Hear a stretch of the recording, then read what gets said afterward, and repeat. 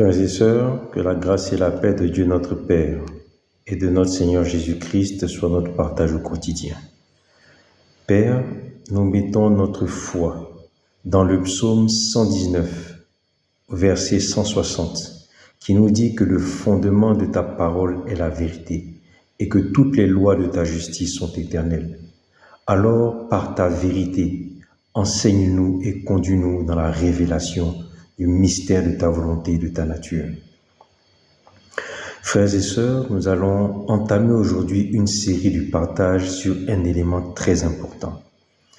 Cet élément concerne l'homme sur terre, l'homme, création et créature de Dieu.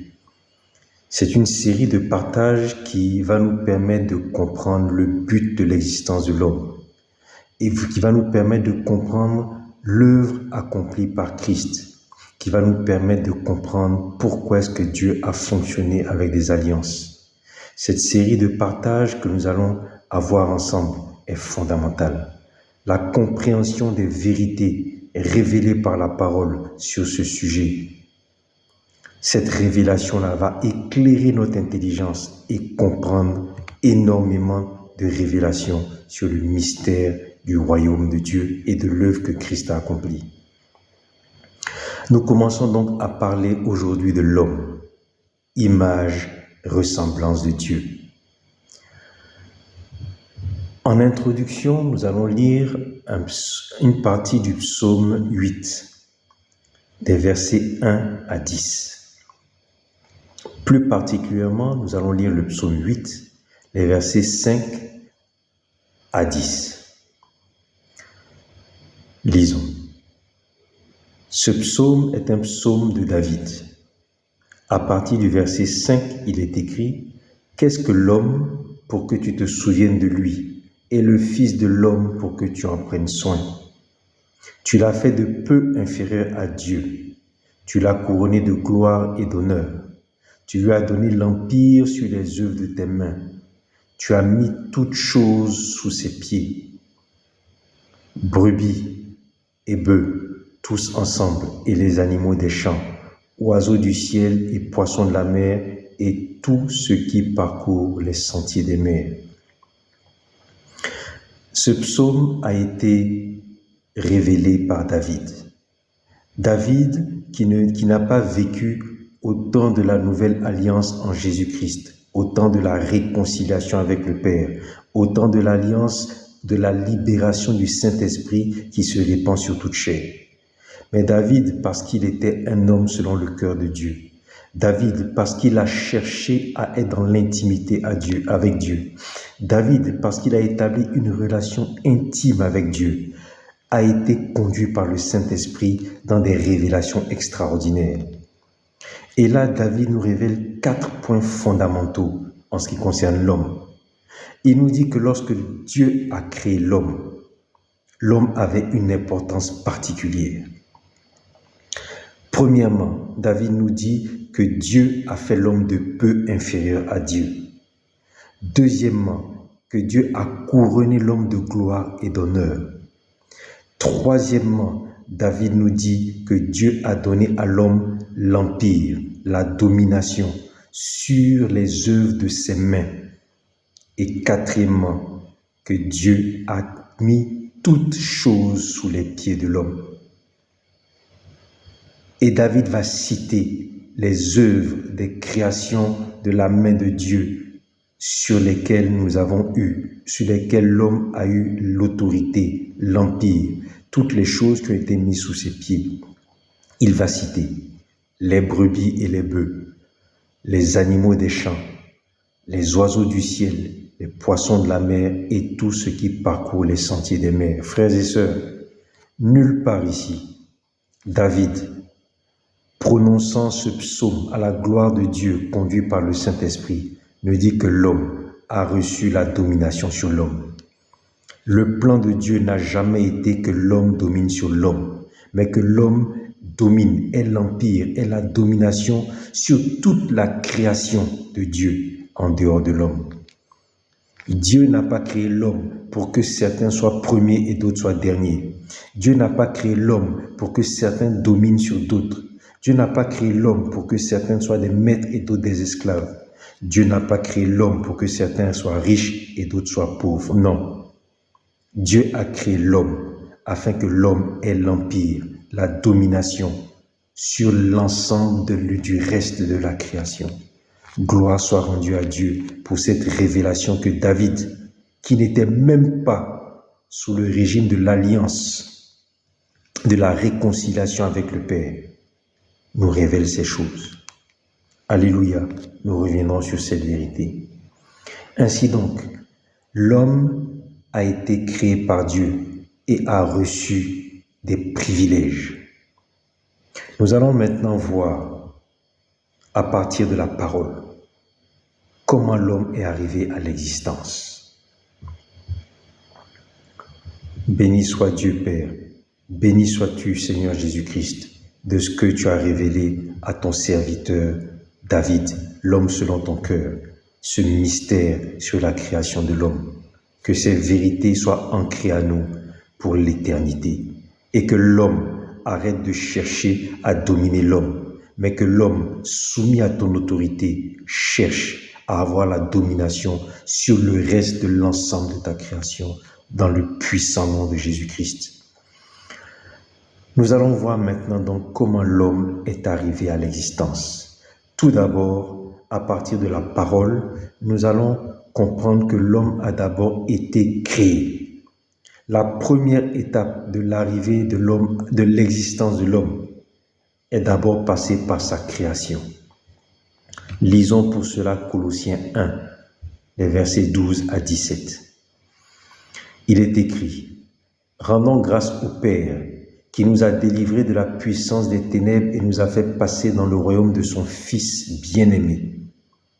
Ce Fils bien-aimé en qui ont été créées toutes choses dans les cieux et sur la terre. Tout a été créé par lui et pour lui. » Verset 17. « Il est avant toute chose et toute chose subsiste par lui. » Paul, dans son épître aux Colossiens, nous apprend déjà que toutes choses, dans les cieux et sur la terre, les visibles et les invisibles, toutes choses, dans Colossiens 1, versets 12 à 17, toutes choses ont été créées en Christ, par Christ et pour Christ. L'homme, étant une création de Dieu, a d'abord été créé en Christ, par Christ et pour Christ. L'homme, frères et sœurs, a été créé en Christ, par Christ et pour Christ. Que Christ soit confessé dans nos vies.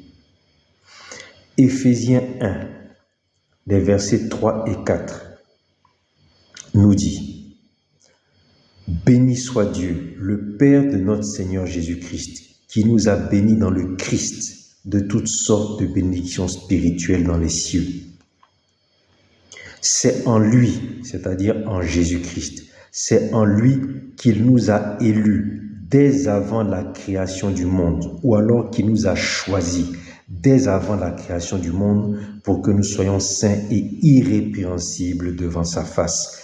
Frères et sœurs, avant la création du monde, nous avons été créés en Jésus-Christ, par Jésus-Christ, pour Jésus-Christ, et nous avons été choisis, nous avons été élus pour être marqués d'un sceau particulier, à savoir que Dieu nous a élus en Jésus-Christ. Il nous a choisis en Jésus-Christ pour que nous soyons saints et irrépréhensibles devant sa face, avant que l'homme ne soit formé sur terre. Lorsque l'homme a été appelé à l'existence, en Jésus-Christ, par Jésus-Christ et pour Jésus-Christ, il lui a été apposé un sceau, une mission particulière, celle d'être saint et irrépréhensible devant la face de Dieu. Et à ce moment-là, l'homme n'avait pas encore été formé sur la terre. La Bible nous dit dans Éphésiens 1, au verset 4, qu'avant la création, la fondation du monde, nous avons été élus ou choisis en Jésus-Christ pour être saints et irrépréhensibles devant sa face. Alléluia, alléluia, alléluia. Ainsi donc, L'homme a existé avant la fondation du monde. La deuxième étape a été la formation de l'homme. Nous allons lire Genèse 1, versets 26 à 27. Genèse 1, versets 26 à 27. Puis Dieu dit, faisons l'homme à notre image selon notre ressemblance. Et Dieu créa l'homme à son image. Il le créa à l'image de Dieu. Il les créa mâle et femelle. Genèse 2, verset 7. Genèse 2, verset 7. Yahweh Dieu forma l'homme de la poussière du sol et il souffla dans ses narines un souffle de vie et l'homme devint un être vivant. Frères et sœurs, le commencement de l'existence de l'homme n'est pas lié à sa formation sur la terre. L'homme a commencé à exister saint et irrépréhensible avant la formation du monde. Et lorsque le monde a été créé, la terre a été créée, le monde a été formé, à ce moment, Dieu a matérialisé l'homme et il a formé l'homme sur la terre, de la poussière de la terre, en précisant clairement quelle serait la nature de cet homme-là. Il a dit, faisons l'homme à notre image, selon notre ressemblance, et à ce moment-là, il l'a formé selon son image, selon leur image, selon leur ressemblance. Mâle et femelle, il les a formés selon leur image et leur ressemblance.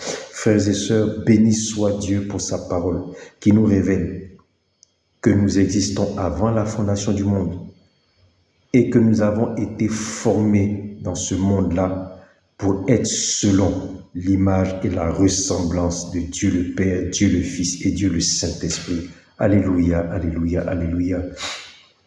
Cette vérité nous révèle deux choses. Nous voyons qu'il y a une différence fondamentale de niveau de révélation entre l'Ancien et le Nouveau Testament. Ceux qui ont établi l'Ancien Testament ont eu un niveau de révélation sur la création et la formation du monde qui remonte à la création et à la formation de la terre. Le niveau de révélation de ceux qui ont rédigé l'Ancien Testament se situe au niveau de la formation de l'homme sur la terre. Mais dans le Nouveau Testament, dans la Nouvelle Alliance, l'alliance accomplie en Jésus-Christ, nous avons un niveau de révélation encore supérieur, où Paul révèle dans Éphésiens et dans Colossiens qu'avant que le monde soit, avant que l'homme ait été formé, l'homme existait ayant été créé en Jésus-Christ, par Jésus-Christ et pour Jésus-Christ. Dieu révèle la plénitude de son œuvre, la plénitude du mystère, la plénitude de la révélation de sa volonté et de sa nature dans le Nouveau Testament, dans l'alliance en Jésus-Christ. Le niveau maximum de révélation du mystère du royaume, du mystère de la volonté de Dieu, du mystère de la nature de Dieu est dans le Nouveau Testament, dans la Nouvelle Alliance en Jésus-Christ, l'alliance de l'accomplissement, l'alliance de la résurrection, que Christ soit confessé dans nos vies. Cette parole nous révèle une deuxième chose, c'est qu'il y a une différence fondamentale entre les hommes et le reste du vivant sur lequel l'homme doit dominer. Dans Genèse 1 au verset 20 et 21, Genèse 1, versets 20 et 21, il est écrit « Dieu dit que les eaux foisonnent d'une multitude d'êtres vivants et que les oiseaux volent sur la terre, sur la face du firmament du ciel. Et Dieu créa les grands animaux aquatiques et tout être vivant qui se meut, foisonnant dans les eaux selon leur espèce et tout volatile ailé selon leur espèce. » Dieu a créé les animaux, il a créé le vivant, sans, comme l'homme, mettre un souffle de vie. L'homme, comme nous dit la parole, Genèse 2, est devenu un être vivant lorsque l'homme a soufflé dans ses narines un souffle de vie. Cela n'a pas été le cas pour les autres animaux, pour les autres espèces du vivant. Les oiseaux, les poissons des mers, les animaux qui étaient sur la terre, ils sont tous des êtres vivants. Mais il y a une différence fondamentale. Leur arrivée à la vie n'a pas été conditionnée par le souffle de vie de Dieu. L'homme, créature de Dieu, qui a reçu le souffle de vie de Dieu, a une supériorité sur tout le reste du vivant. C'est pour ça que David peut dire dans le psaume que nous avons eu la domination, nous avons reçu l'empire et la domination sur toute la création. L'homme est amené à dominer sur la création, mais l'homme n'est pas amené à dominer sur l'homme. David nous révèle cela dans le psaume 8, les versets 1 à 10. Que la grâce et la paix de Dieu, notre Père, et de notre Seigneur Jésus-Christ soient notre partage au quotidien, et que Jésus-Christ, en qui, par qui et pour qui nous avons été créés, soit confessé dans nos vies.